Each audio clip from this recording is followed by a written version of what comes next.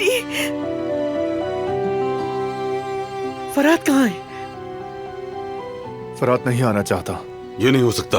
वो कैसे नहीं आएगा? हमने समझाने की बहुत कोशिश की मगर वो किसी सूरत नहीं माना।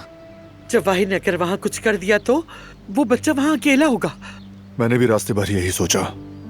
जवाहिर ने कहा कि वो बैरून मुल्क जा रहा है, लेकिन मुझे उस पर यकीन नहीं है। वो जरूर कोई चाल चल रहा है। मैं वापस जाकर फरात को ले आऊंगा। मैं भी चलूंगी। यहीं रहो तुम। अगर वो ना आए तो? हो सका तो जबरदस्ती लाऊंगा। 1 मिनट, मैं भी आ रहा हूं आपके साथ। मेरे चलने से वो कायल हो जाएगा। ठीक है। मैं बस अपना कोट लेकर आता हूं। तो फिर चलो कराबे खानदान की बहू, आज की शाम अपने शौहरों के लिए एक खूबसूरत इफ्तार की दावत तैयार करते। चलो आज से तैयारी करें।